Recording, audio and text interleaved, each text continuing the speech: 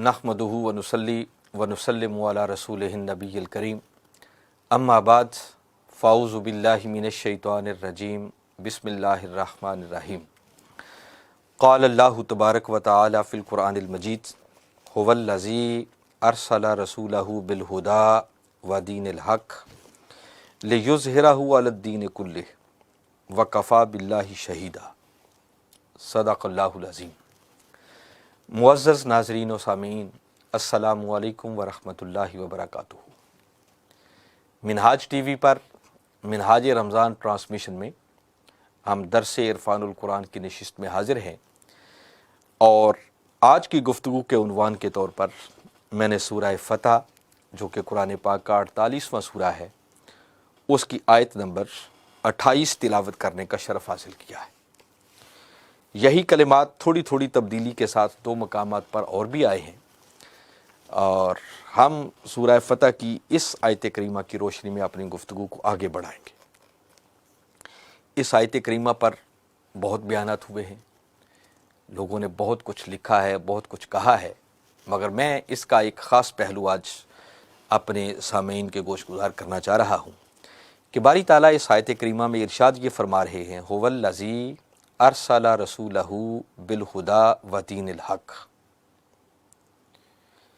लियुज़हिरहु अलद्दीनि कुल्लिहि व कफ़ा बिल्लाहि शहीदा। इस आयत करीमा के कलिमात पर गौर करें तो इस आयत करीमा में बारी ताला दर हकीकत अपना तारुफ करवा रहे हैं। बात यहाँ से शुरू की, फरमाया हुवल्लज़ी, अल्लाह वो है। तो गोया ये बात कह के कि अल्लाह वो है, बारी ताला अपना इंट्रोडक्शन करवाना चाह रहे हैं, अपने बारे में बताना चाहते हैं कि अल्लाह कौन है। तो फरमाया अल्लाह वो है, कौन? अरसला रसूलहू, जिसने अपने रसूल को भेजा। गोया बारी ताला अगर यहाँ तक रुक कर गौर करें तो अपने इंट्रोडक्शन में ये फरमाना चाह रहे हैं कि लोगों, अगर मेरी ज़ात का तारुफ चाहती हो, मेरा इंट्रोडक्शन चाहते हो, मुझे पहचानना चाहती हो, तो फरमाया मेरा तारुफ ये है कि मैं वो हूँ जिसने अपने रसूल, अपने महबूब मुहम्मद मुस्तफ़ा सल्लल्लाहु अलैहि वसल्लम को भेजा है। जिसने महबूब को अपना नुमाइंदा बनाकर, मुहम्मद मुस्तफ़ा सल्लल्लाहु अलैहि वसल्लम को अपना नुमाइंदा बनाकर भेजा। तो गोया बारी ताला ये समझाना चाह रहे हैं कि अगर मुझे पहचानना चाहती हो तो मेरे भेजे हुए नुमाइंदे, मेरे महबूब को पहचानने की कोशिश करो। मेरा तारुफ हासिल करना चाहते हो तो मेरे मुस्तफ़ा का तारुफ हासिल करने की कोशिश करो। मुझ तक पहुंचना चाहते हो तो मेरे भेजे हुए नुमाइंदे के कदमों तक रसाई हासिल करना चाहो। मेरा इंट्रोडक्शन, मेरा तारुफ, मेरी जात की खबर मिलेगी तो सिर्फ उस हस्ती से मिलेगी जो मेरा भेजा हुआ नुमाइंदा है। मैं अल्लाह हूं ही वो जिसने अपने महबूब मुहम्मद मुस्तफ़ा सल्लल्लाहु अलैहि वसल्लम को अपना नुमाइंदा बनाकर भेजा, अपना रसूल बनाकर भेजा। बिल हुदा व दीनिल हक़, और फरमाया अल्लाह वो है जिसने अपने रसूल मुकर्रम सल्लल्लाहु अलैहि वसल्लम को भेजा हिदायत के साथ और दीन हक़ के साथ। दो चीज़ों का बारी ताला ने जिक्र किया। फरमाया फिर अल्लाह वो है जिसने अपने महबूब को हिदायत भी अदा करके भेजा और उन्हें दीन हक़ के साथ भेजा। क्यों भेजा? अब आगे क्यों की वजह का जवाब दिया। फरमाया भेजा इसलिए लियुज़हिरहु अलद्दीनि कुल्लिहि, ताकि मेरा वो रसूल और मेरा वो महबूब उस दीन हक़ को, जिस दीन हक़ के साथ मैंने उन्हें मबूस किया है, उस दीन हक़ को बिल हुदा, मेरी तरफ से मिलने वाली हिदायत की रोशनी में दुनिया के तमाम अदियान बातिला पर गालिब कर दे। फरमाया अल्लाह वो है जिसने अपने महबूब मुकर्रम सल्लल्लाहु अलैहि वसल्लम को हिदायत और दीन हक़ के साथ भेजा है। एक उनको दीन हक़ अता किया है और दूसरा वो मेरी तरफ से हिदायत से मुज़य्यन होकर आया है। और भेजा मैंने इसलिए है कि वो जो उन्हें दीन हक़ अता किया है, उस दीन हक़ को मेरी तरफ से मिलने वाली हिदायत की रोशनी में लियुज़हिरहु अलद्दीनि कुल्लिहि, उस दीन हक़ को दुनिया के सब बातिल निज़ामों पर गालिब कर दे। और एंड किया व कफ़ा बिल्लाहि शहीदा, और फरमाया ये जिस बात का मैं ऐलान कर रहा हूँ کہ میری ذات وہ ہے جس نے رسول کو ہدایت اور دین حق کے ساتھ بھیجا ہے تاکہ اس دین کو تمام ادیان باطلہ پر غالب کر دیا جائے۔ فرمایا اس بات پر میں خدا خود ہی گواہ کے طور پر کافی ہوں۔ میں بھیجنے والا ہوں، میرا رسول آنے والا ہے، تو میں بھیجنے والا خود خدا اس بات پر بطور گواہ یہ اعلان کر رہا ہوں کہ میں نے بھیجا اور اسی مقصد کے لیے بھیجا ہے کہ میرا یہ رسول میری طرف سے ملنے والے اس دین حق کو، ہدایت کی روشنی جو میں نے انہیں ساتھ عطا کی ہے، اس کی روشنی میں اس دین حق کو دنیا کے سب باطل نظاموں پر غالب کر دے۔ تو ناظرین مکرم، اس آیت کریمہ پر اگر غور کیا جائے تو مجھے جو بات سمجھ میں آتی ہے اور وہ حق بات ہے کہ اللہ کا منشا یہ ہے، اللہ کی رضا اس بات میں ہے، اس کی چاہت یہ ہے، اس کی خواہش یہ ہے کہ وہ دین حق جس دین کو اس نے دین اسلام کی کہا ہے، اور خود فرمایا ان الدین عند اللہ الاسلام، کہ اللہ کے نزدیک دین صرف اسلام ہی ہے، وہ اسلام جو اللہ تعالیٰ نے بطور دین اپنے محبوب کو ہمارے لیے عطا کر کے بھیجا۔ اللہ چاہتا ہے کہ وہ دین حق اس کے رسول مکرم صلی اللہ علیہ وسلم کے ذریعے دنیا کے سب باطل نظاموں پر غالب آ جائے۔ تو گویا اللہ کا منشا اس دین کے غلبہ میں ہے، اللہ کی رضا، اس کی چاہت اور اس کی خواہش اس بات میں ہے کہ اس کے رسول مکرم صلی اللہ علیہ وسلم کا لایا ہوا دین دنیا کے سب باطل نظاموں پر غالب آ جائے، ہر طرف اسلام کا دور دورہ ہو جائے، ہر کوئی اسلام کا ماننے والا ہو جائے، ہر کوئی اسلام کا پیروکار بن جائے اور ہر طرف اسلام کا جھنڈا لہرانا شروع ہو جائے۔ اللہ کا منشا یہ ہے اور اللہ کی رضا یہ ہے جو اس آیت کریمہ سے جھلکتی ہوئی نظر آ رہی ہے۔ اللہ رب العزت نے پھر اپنے محبوب کو وہ جو دین حق اسلام کی شکل میں عطا کیا، اس کے غلبہ کے لیے جو پہلی تحریک بپا کی، اس تحریک کی قیادت اس نے خود اپنے محبوب محمد مصطفیٰ صلی اللہ علیہ وسلم کو عطا کی۔ اسلام کی سربلندی کے لیے اٹھنے والی پہلی تحریک اور پہلی جد و جہد اور جو پہلی باقاعدہ کوشش تھی اور وہ جو پہلی تحریک تھی، اس تحریک کا قائد اللہ تعالیٰ نے ہمارے آقا و مولا اور اپنے محبوب محمد مصطفیٰ صلی اللہ علیہ وسلم کو بنایا، اور صحابہ کرام رضوان اللہ علیہم اجمعین جو جو کلمہ پڑھ کے دائرہ ایمان میں داخل ہوتے گئے، وہ سارے پھر اس انقلابی تحریک کے ممبر ٹھہرے، اس کے کارکن ٹھہرے۔ ناظرین مکرم، ذرا غور کریں کہ اللہ رب العزت نے اسلام کے غلبہ کے لیے، اسلام کی سربلندی کے لیے اور اس دین اسلام کو دنیا کے سب باطل نظاموں پر غالب کرنے کے لیے جو پہلی تحریک بپا کی،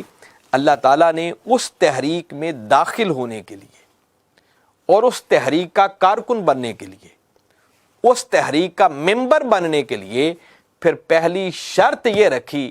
کہ جو کوئی بھی غلبہ اسلام کی اس تحریک میں شامل ہونا چاہتا ہے، اس تحریک کا کارکن اور ممبر بننا چاہتا ہے، فرمایا اس کے لیے پہلی شرط یہ ہے کہ اس تحریک کی قیادت، جس قیادت کا نام محمد مصطفیٰ صلی اللہ علیہ وسلم ہے، اس قیادت کے ساتھ ایسی والہانہ محبت کرے، ایسا عشق والا تعلق کرے، ایسی نسبت محبت اس ہستی کے ساتھ قائم کرے کہ جو محبت دنیا کی ہر محبت پر غالب آ جائے۔ اور اس نے اس محبت کو پھر ایمان کا نام دے دیا، ایمان کا درجہ عطا کر دیا۔ دیکھیں نا، کوئی جاننا چاہے کہ ایمان کیا ہے تو قرآن اور حدیث کا نچوڑ جو حضور شیخ الاسلام کے قدموں میں بیٹھ کر میں نے سیکھا ہے، وہ قرآن اور حدیث کا نچوڑ ہی یہ ہے کہ ایمان نام ہی کملی والے آقا کی محبت اور عشق میں فنا ہو جانے کا ہے۔ جب تک کوئی شخص پہلے تاجدار کائنات صلی اللہ علیہ وسلم کی محبت اور عشق میں خود کو فنا نہیں کرتا، تب تک اس کو ایمان کی خیرات نصیب نہیں ہو سکتی، اور جب تک کسی کو ایمان کی خیرات نصیب نہیں ہوگی وہ دائرہ اسلام میں داخل نہیں ہو سکتا۔ جب تک دائرہ اسلام میں داخل نہیں ہوگا تو اس کا مطلب یہ ہے کہ وہ غلبہ اسلام کے لیے اٹھنے والی تحریک اور اس جماعت کا ممبر نہیں بن سکتا، اس کا کارکن نہیں بن سکتا۔ تو میں یہ بات عرض کرنا چاہ رہا ہوں کہ اللہ رب العزت نے پھر غلبہ اسلام کی تحریک کے لیے، غلبہ اسلام کے لیے اٹھنے والی تحریک کا ممبر بننے کے لیے پہلی شرط ہی ایمان رکھی کہ اس تحریک کا ممبر وہ بن سکتا ہے جو پہلے میرے محبوب مکرم صلی اللہ علیہ وسلم اور اس تحریک کی قیادت کے ساتھ اندھی محبت کرے، ایسی محبت کرے جس محبت کے سامنے دنیا کی کوئی محبت ٹک ہی نہ سکے۔ اور کبھی کبھی میرا دھیان اس طرف جاتا ہے کہ ناظرین و سامعین آپ کبھی سوچیں اور اس زاویہ نگاہ سے بھی غور کرنے کی کوشش کریں کہ اللہ نے جس ہستی کی محبت کو ایمان کا درجہ دے دیا اور فرمایا اس ہستی کے ساتھ محبت کیے بغیر کوئی شخص اس تحریک کا ممبر ہی نہیں بن سکتا، تو سوچیں کہ جس ہستی کی محبت کو اس نے ایمان بنایا ہے تو اس ہستی کو اس نے حسین کتنا کا بنایا ہوگا۔ دیکھیں نا، کوئی نتھو پھتو سے محبت تو کوئی نہیں کرتا،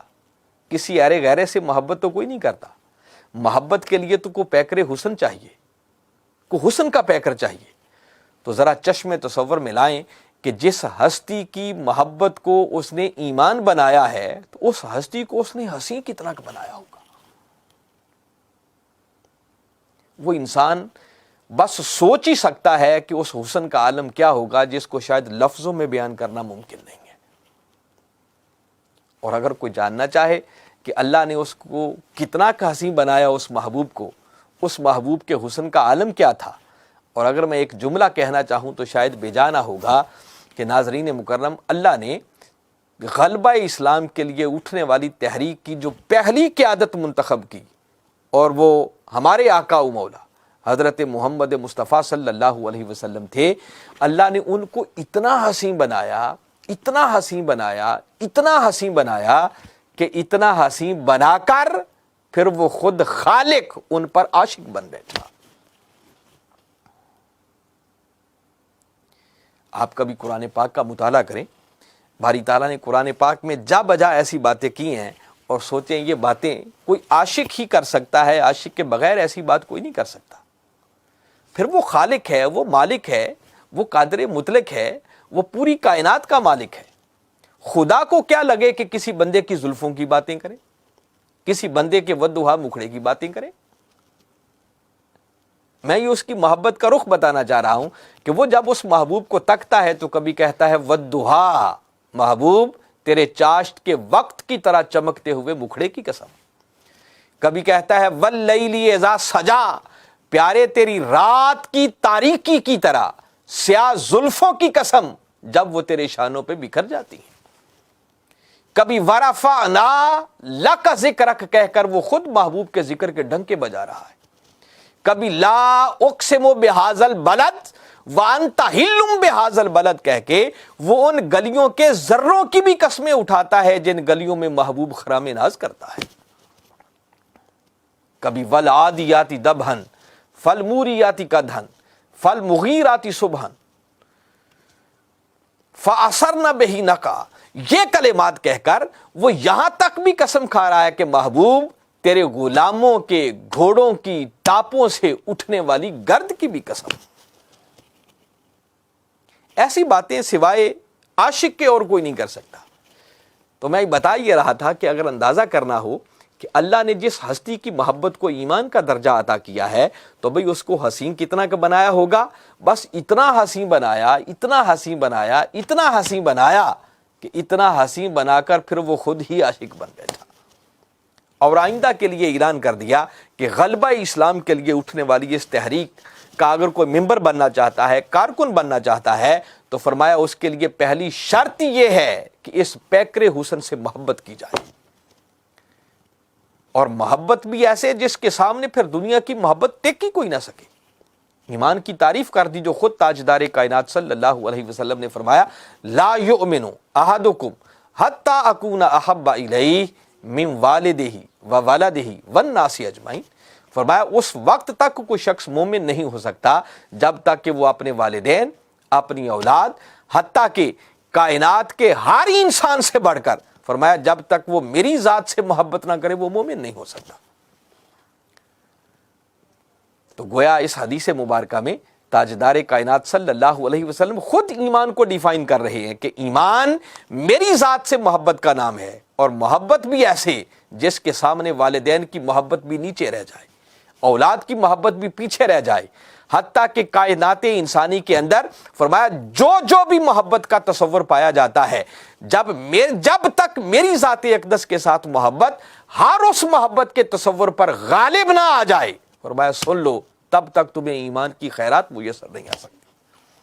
تب تک تم اس غلبہ اسلام کے لیے اٹھنے والی تحریک کے ممبر نہیں بن سکتی۔ تو اللہ تعالیٰ نے اسلام کے غلبہ کے لیے جو پہلی تحریک بپا کی، اس کا ممبر اور کارکن بننے کے لیے پہلی شرط ہی اپنے محبوب کی محبت کو ٹھہرایا، اور پھر اس نے باقاعدہ اس محبت کو دلوں میں اتارنے کے لیے اس کا سامان پیدا کیا۔ اس نے جا بجا قرآن پاک کے اندر اپنے محبوب کی شانیں بیان کی، محبوب کی عظمتیں بیان کی۔ بھئی یہ شانیں اور عظمتیں اس لیے بیان کی جاتی ہیں تاکہ سننے والے کے دل میں اس ہستی کی عظمت بیٹھے، اور جب تک عظمت دلوں میں نہیں بیٹھے گی تب تک کوئی کسی سے محبت کر نہیں سکتا۔ تو میں جیسے عرض کر رہا تھا کہ کبھی ورفعنا لک ذکرک کہہ کر وہ خود محبوب کے عظمت کے ڈنکے بجا رہا ہے، ذکر کے ٹرچے کر رہا ہے۔ کبھی سورہ احزاب میں اپنے محبوب سے مخاطب ہو کر فرماتے ہوئے وہ قیامت تک آنے والے اہل ایمان کو یہ سنانا چاہ رہا ہے کہ سنو میرے محبوب کا مقام کیا ہے۔ فرمایا یا ایھا النبی انا ارسلناک شاہدا ومبشرا ونذیرا وداعیا الی اللہ باذنہ وسراجا منیرا۔ کبھی وہ اسی قرآن میں بتانا چاہ رہا ہے کہ لوگوں اس محبوب کی عظمت کا اندازہ کرنا چاہو تو شان یہ ہے فَإِنَّكَ بِأَعْيُنِنَا، ہم ہر وقت اپنے محبوب کو تکتے رہتے ہیں، محبوب ہماری نگاہیں ہر وقت تجھی پر لگی رہتی ہیں۔ کبھی وہ اسی قرآن کے ذریعے سننے والوں کو بتانا چاہ رہا ہے کہ اس محبوب کی عظمت کا اندازہ کرنا چاہو، سنو اس محبوب کی عظمت کا عالم یہ ہے کہ یہ محبوب جدھر کو رخ پھیر دے ہم کعبہ بھی ادھر ہی بنا دیتے ہیں۔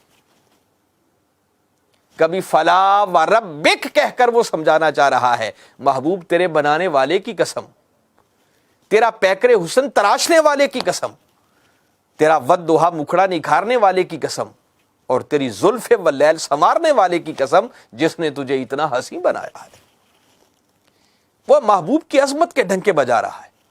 کبھی وہ قرآن پاک میں اعلان کر رہا ہے من یطع الرسول فقد اطاع اللہ، جس نے مصطفیٰ کی اطاعت کر لی سمجھو اس کی اللہ کی اطاعت ہو گئی۔ محبوب کی عظمت کو بتا رہا ہے۔ پھر وہ بتانا چاہ رہا ہے کہ لوگوں اللہ سے محبت کرنا چاہتے ہو تو اللہ کی محبت کا راستہ بھی اسی محبوب کی محبت ہے۔ قل ان کنتم تحبون اللہ فاتبعونی یحببکم اللہ۔ کہیں فرمایا ان الذین یبایعونک انما یبایعون اللہ ید اللہ فوق ایدیہم، محبوب یہ جو تیرے ہاتھ پر بیعت کر رہے ہیں یہ تیرے ہاتھ پر نہیں، یہ خدا کے ہاتھ پر بیعت کر رہے ہیں۔ کہیں فرمایا وما رمیت اذ رمیت ولکن اللہ رمی، محبوب یہ جو تو نے کنکریاں پھینکی ہیں یہ تو نے نہیں بلکہ یہ تو تیرے رب نے پھینکی ہیں۔ تو مصطفیٰ کے عمل کو اپنا عمل قرار دے دیا، کملی والے آقا کی بیعت کو اپنی بیعت قرار دے دیا، ان کی اطاعت کو اپنی اطاعت بنا دیا، ان کی محبت کو اپنی محبت قرار دے دیا۔ واللہ ورسولہ احق ان یرضوہ، فرمایا جس نے میرے مصطفیٰ کو راضی کر لیا بس سمجھو اس نے خدا کو راضی کر لیا۔ تو محبوب کی رضا کو اس نے خود اپنی رضا بنا دیا۔ کہیں فرمایا وما ینطق عن الہوی ان ہوا الا وحی یوحی، فرمایا زبان تو میرے مصطفیٰ کی ہے مگر لوگوں سن لو بولتا اس سے خدا ہے۔ فرمایا جب جس لمحے جو لفظ میرے مصطفیٰ کی زبان سے نکل جائے بس سمجھو وہی اللہ کی وحی ہے۔ تو یہ سارے پہلو اور یہ سارے اینگلز بتا رہے ہیں کہ اللہ تعالیٰ اپنی محبوب کی نشانوں کو عظمتوں کو بتا کر در حقیقت وہ ماحول پیدا کر رہا ہے کہ لوگوں کے ذہنوں کے اندر اس کے محبوب کی عظمت بیٹھے اور وہ اس محبوب سے محبت کرنے والے بنے، چونکہ محبت کریں گے تو تبھی ان کو ایمان ملے گا، اور جب ان کو ایمان کی خیرات ملے گی تو غلبہ اسلام کے لیے اٹھنے والی اس تحریک کے وہ ممبر بنتے جائیں گے، اور جتنے زیادہ ممبر اور کارکن بنتے چلے جائیں گے اتنے ہی اسلام کے غالب آنے کے امکانات روشن سے روشن تر ہوتے چلے جائیں گے۔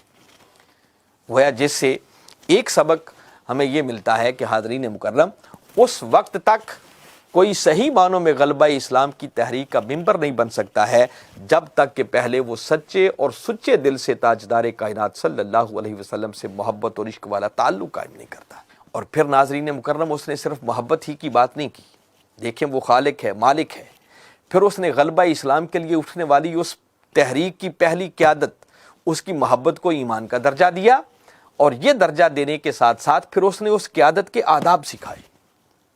آپ کبھی قرآن پاک کا مطالعہ کریں کہ وہ قرآن جس نے قیامت تک آنے والی انسانیت کو ہدایت عطا کرنی ہے، اس قرآن کے اندر باری تعالیٰ نے جا بجا مسلسل کئی آیات، پورے رکوع صرف اپنے محبوب کی بارگاہ کے آداب سکھائے۔ آپ صرف سورہ حجرات کو ہی پڑھیں تو آپ کو سمجھ آ جائے کہ باری تعالیٰ نے کیسے اپنے محبوب کی بارگاہ کے آداب سکھائے۔ فرمایا یا ایھا الذین آمنوا لا تقدموا بین یدی اللہ ورسولہ، فرمایا اے ایمان والو خبردار کبھی اللہ اور اس کے رسول سے آگے نہ بڑھنا، واتقوا اللہ، اور اس معاملے میں اللہ سے ڈرنا، کہیں اس کے عذاب کی گرفت میں نہ آ جانا۔ ان اللہ سمیع علیم، بے شک اللہ سننے والا بھی ہے اور اللہ سب کچھ جاننے والا بھی ہے۔ وہ بتانا چاہتا ہے کہ اگر تم اپنی زبانوں سے، اپنے اقوال سے میرے مصطفیٰ کی بارگاہ کی بے ادبی کرو گے تو سن لو میں خدا سب کچھ سن بھی رہا ہوں، اور اگر تم اپنے اعمال سے، اپنے افعال سے، اپنی سینوں میں چھپی ہوئی نیتوں کے ذریعے میرے محبوب کی بارگاہ کی بے ادبی کرو گے تو فرمایا علیم، یاد رکھو اللہ سب کچھ جاننے والا بھی ہے،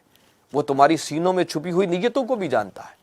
تو خبردار کبھی کسی حوالے سے میرے محبوب کی بارگاہ کی بے ادبی نہ کرنا، واتقوا اللہ، اگر بے ادبی کرو گے تو یاد رکھو تم کبھی اللہ کی گرفت سے بچ نہیں سکتے۔ پھر اس سے اگلی آیت میں پھر باری تعالیٰ نے اسی مضمون کو جاری رکھا، فرمایا یا ایھا الذین آمنوا لا ترفعوا اصواتکم فوق صوت النبی۔ اب یہ غلبہ اسلام کے لیے اٹھنے والی تحریک کی قیادت کے آداب باری تعالیٰ سکھا رہے ہیں کہ قیادتوں کے آداب کیا ہوا کرتے ہیں، کارکن کو کیسا ہونا چاہیے، قیادت کے ساتھ کیسا تعلق ہونا چاہیے۔ تو غلبہ اسلام کے لیے اٹھنے والی تحریک کے جو پہلے کارکن تھے، باری تعالیٰ ان کو اس قیادت کے آداب سکھا رہے۔ فرمایا ایمان والو دیکھو کبھی تمہاری آواز بھی اس قیادت کی آواز سے اونچی نہیں ہونی چاہیے۔ وَلَا تَجْهَرُوا لَهُ بِالْقَوْلِ كَجَهْرِ بَعْضِكُمْ لِبَعْضٍ، فرمایا کبھی اپنے جیسا سمجھ کر اونچی آواز سے میرے محبوب کو آواز نہ دے دینا۔ فرمایا وہ دیکھنے میں تمہاری طرح لبادہ بشری میں نظر آئے گا، ان کے بھی ہاتھ ہوں گے، پاؤں ہوں گے، سر ہوگا، دھڑ ہوگا، چہرہ ہوگا، آنکھیں ہوں گی، سب کچھ ہوگا، مگر یہ سب کچھ ہونے کے باوجود بھی فرمایا خبردار کبھی انہیں اپنے جیسا نہ سمجھنا، کبھی ان کے سامنے آواز اونچی نہ کر بیٹھنا، کبھی جس طرح آپس میں ایک دوسرے کو بلاتے ہو یوں ان کو آواز نہ دے بیٹھنا۔ مولا کیا ہوگا؟ فرمایا اگر اتنی بے ادبی کر بیٹھے، کبھی ان کے سامنے اونچی بول بیٹھے، اپنی فکر کو ان کی فکر سے بہتر سمجھ بیٹھے، اپنی سوچ کو ان کی سوچ سے بہتر سمجھ بیٹھے، اپنی آواز کو ان کی آواز پر اونچا کر بیٹھے، کبھی اپنے جیسا سمجھ کر بلا لیا، تو فرمایا یہ اتنا بڑا جرم ہوگا ان تحبط اعمالکم، تو اس ایک کی غلطی کی وجہ سے تمہاری زندگی بھر کے سارے اعمال رد کر دیے جائیں گے، اور سارے اعمال اس بدبخت کے رد ہوتے ہیں جس کا ایمان ہی چلا جائے۔ فرمایا بس اتنی بے ادبی ہونے کی دیر ہے، تمہیں دائرہ ایمان سے خارج کر دیا جائے گا، تمہاری اس تحریک کی رکنیت ختم کر دی جائے گی، مرتد بنا کر تمہیں نکال دیا جائے گا، پھر اس تحریک کے اندر رہنے کی تمہارے لیے کوئی گنجائش نہیں ہوگی۔ پہلے جو کچھ بھی تم نے اس تحریک کے لیے کیا ہوگا، فرمایا بس ایک بار بے ادبی کر دی، آواز اونچی کر بیٹھے، سر اونچا کر لیا، اپنے جیسا سمجھ کر بلا لیا، فرمایا بس اتنی سوچ بھی در کر آنے کی دیر ہے، اگر یہ سوچ بھی تمہارے اندر آ گئی تو فرمایا بس اس بے ادبی کے بدلے جو کچھ پہلے کیا ہوگا وہ سب کچھ بھی فنش، تمہارا ایمان بھی جاتا رہے گا، گویا تمہاری اس تحریک کی رکنیت بھی ختم کر دی جائے گی، اس تحریک سے نکال دیا جائے گا۔ وَأَنْتُمْ لَا تَشْعُرُونَ، اور پھر تمہاری واپسی کے دروازے بھی سارے بند کر دیے جائیں گے، تمہارے لیے معافی کا بھی کوئی دروازہ نہیں ہوگا۔ یہ باری تعالیٰ اس قیادت کے آداب سکھا رہے ہیں، اور یہ اس قیادت کے آداب سکھا کر قیامت تک غلبہ اسلام کے لیے اٹھنے والی تحریکوں کی قیادتوں کا مقام کیا ہوتا ہے اور ان کے کارکنوں کو اپنی قیادتوں کے ساتھ کیسا ہونا چاہیے، باری تعالیٰ ایک پورا لائحہ عمل دے رہے ہیں جس پر بڑی تفصیل سے بات کرنے کی ضرورت ہے۔ تو باری تعالیٰ نے بتا دیا کہ سن لو، اس قیادت کا ادب یہ ہے آواز بھی اونچی نہ ہو، کبھی اپنے جیسا بھی نہ سمجھنا، اپنی فکر اور سوچ کو ان کی سوچ سے بہتر نہ سمجھنا، ورنہ تمہاری رکنیت اور تمہاری ممبرشپ ہی ختم کر دی جائے گی۔ اور پھر اگلی آیت میں باری تعالیٰ نے یہ بھی بتایا کہ جو اس قیادت کا ادب بجا لاتا ہے تو سنو پھر اس کو ملتا کیا ہے۔ فرمایا ان الذین یغضون اصواتهم عند رسول اللہ اولئک الذین امتحن اللہ قلوبهم للتقوی لہم مغفرۃ واجر عظیم۔ فرمایا بے شک وہ لوگ، کون؟ یغضون اصواتهم، جو اپنی آوازوں کو پست کر لیتے ہیں، آہستہ کر لیتے ہیں، عند رسول اللہ، جب وہ اللہ کے رسول کی بارگاہ میں آ جائیں،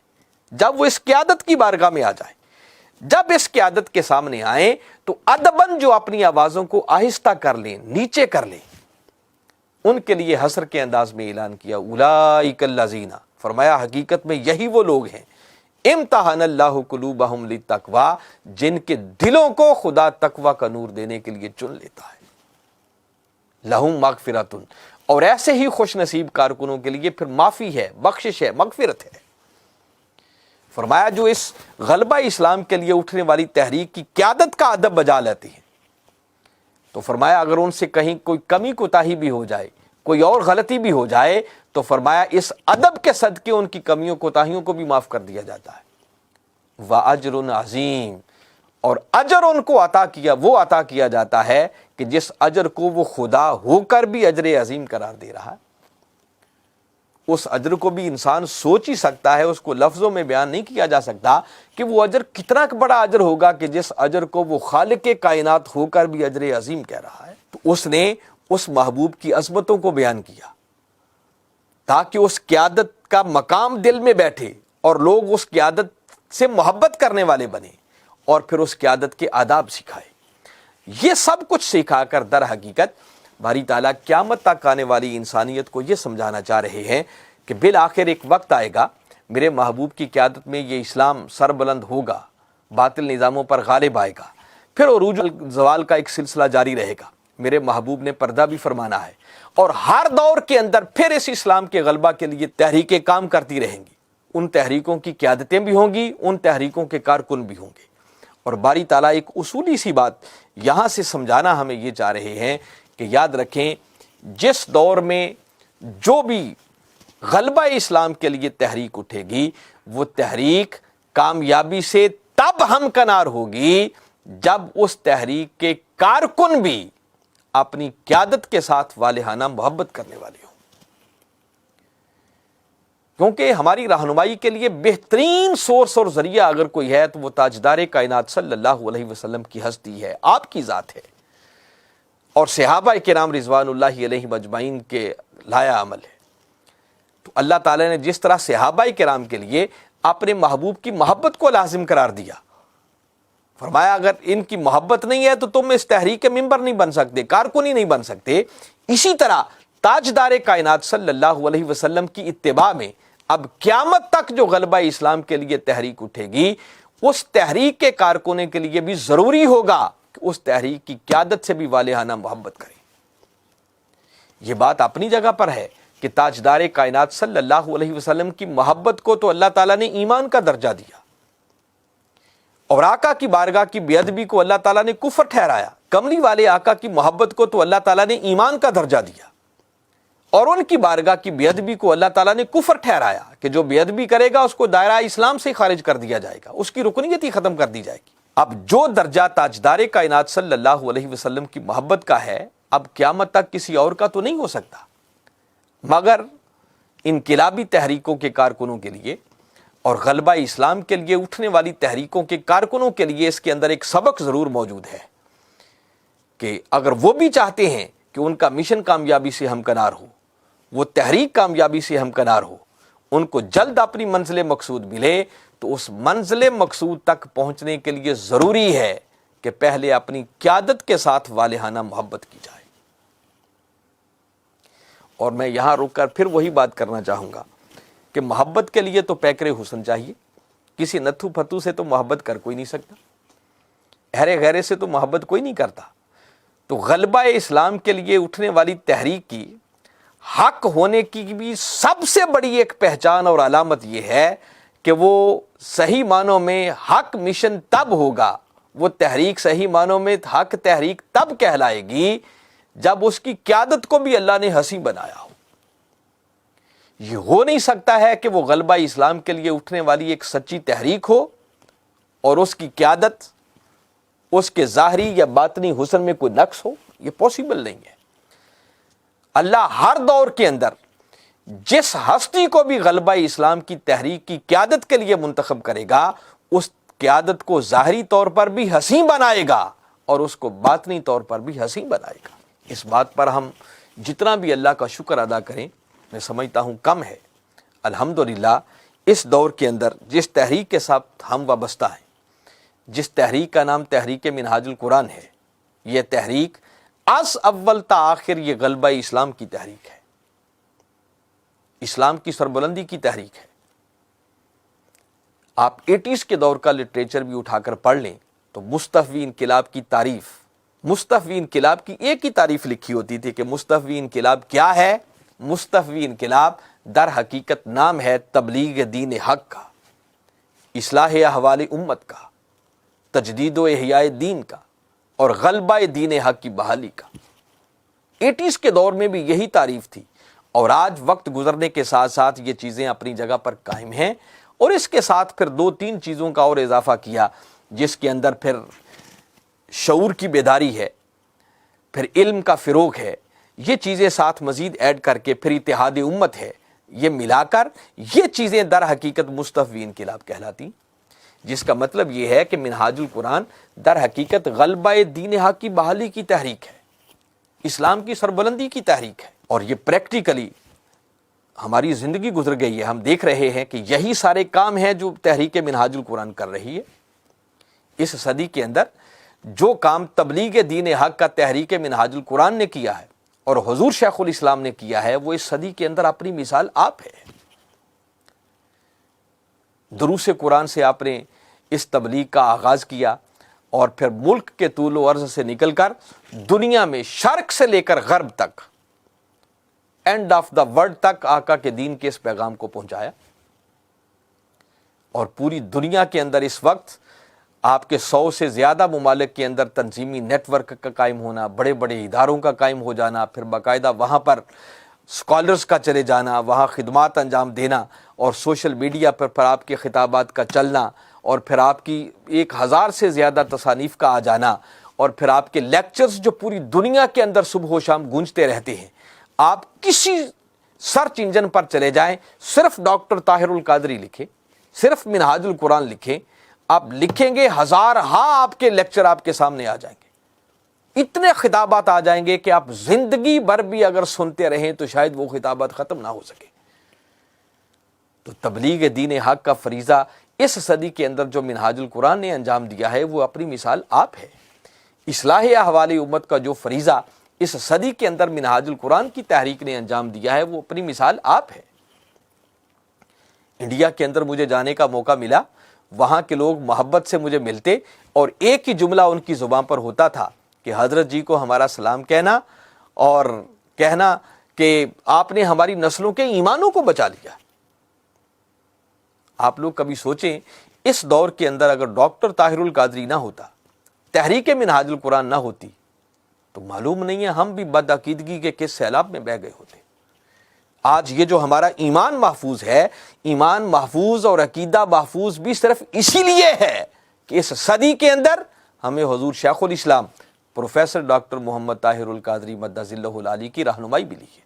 ان کی قیادت ملی ہے، ان کے قدموں سے ہم جڑے ہوئے ہیں۔ یہ ان کے قدموں سے جڑنے کی خیرات ہے کہ آج ہمارا عقیدہ اور ایمان محفوظ ہے، یہ انہی کا مرہون منت۔ پھر تحریک منہاج القرآن اس صدی میں بجا طور پر تجدید کا کام کر رہی ہے، یہ ایک تجدیدی تحریک ہے، اور حضور شیخ الاسلام بجا طور پر اس صدی کے مجدد ہیں۔ مجدد کسی کے کہنے سے نہیں بنتا، مجدد کا کام بتاتا ہے کہ اس صدی کا مجدد کون ہے۔ اس صدی میں حضور شیخ الاسلام نے جو خدمات انجام دی ہیں، جس فتنے نے، جس مسئلے نے سر اٹھایا ہے، اس پر اگر دو ٹوک طریقے سے قرآن اور حدیث سے دلائل دے کر اس فتنے کو اگر کلا کما کیا ہے، تو اس صدی کے اندر اس ہستی کا نام ڈاکٹر محمد طاہر القادری ہے۔ ہر مسئلے کا حل آپ نے اس صدی کے اندر دیا ہے۔ پھر اتنی کتابیں آپ دیکھیں نا، صرف عرفان القرآن کے ترجمے کو لے لیں جو اس وقت میرے سامنے ہے تو یہ ایک تجدیدی شان کا حامل ترجمہ ہے۔ آپ کی سیرت الرسول کو لے لیں 14 جلدوں کے اندر، اور بالخصوص اس کی پہلی 2 جلدیں جو مقدمہ سیرت الرسول کے عنوان سے ہیں، یہ ایسا سیرت پر آپ کا کام ہے کہ 14 صدیوں کے اندر شاید اس نہج پر سیرت پر لکھا ہی نہیں گیا ہے۔ علمی ذوق رکھنے والے لوگ ان دونوں کتابوں کا ضرور مطالعہ کریں۔ کتاب التوحید 2 جلدوں پر مشتمل تجدیدی شان کی حامل آپ کی کتاب ہے۔ حدیث پر آپ نے جو کام کیا ہے، 6 صدیوں کے بعد حدیث پر ہونے والا یہ کام ہے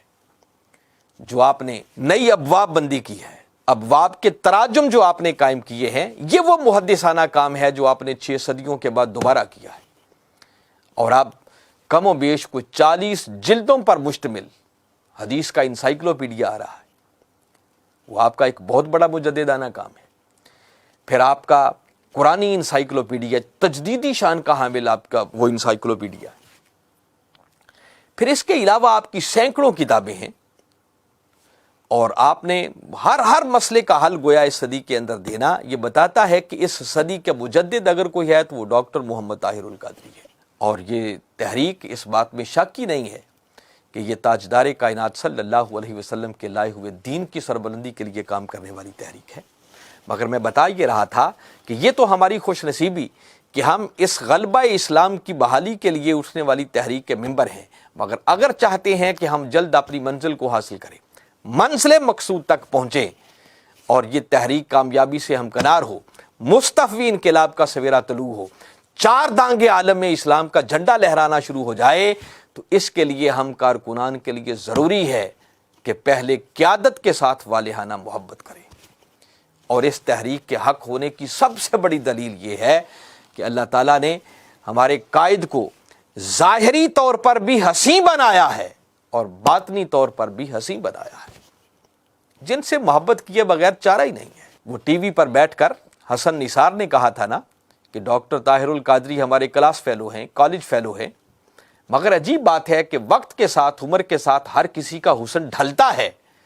مگر طاہر القادری ایک ایسی شخصیت ہے کہ جیسے جیسے عمر بڑھ رہی ہے ان کا حسن نکھرتا ہی چلا جا رہا ہے۔ تو اللہ تعالیٰ نے ظاہری طور پر بھی ان کو حسین بنایا ہے،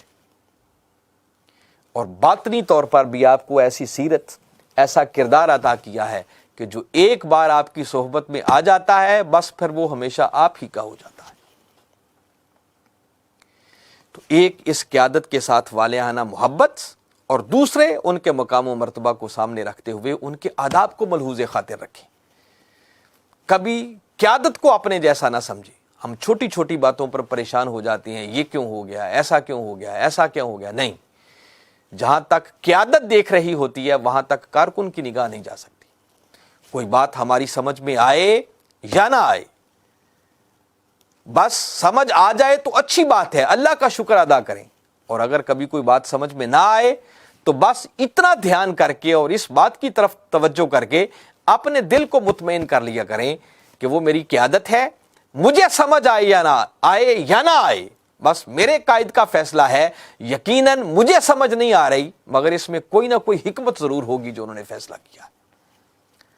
اگر ہم بھی آج اپنی قیادت کے ساتھ یوں والہانہ محبت کرنے والے بن جائیں گے اور ان کی بارگاہ کے آداب بجا لانے والے بن جائیں گے تو کچھ بعید نہیں ہے کہ انشاءاللہ وہ دن بہت جلد آ جائے گا جب اس دھرتی پر مصطفی انقلاب کا سویرا طلوع ہو کر رہے گا۔ اللہ کی بارگاہ میں دعا ہے کہ اللہ تعالی ہمیں صحیح معنوں میں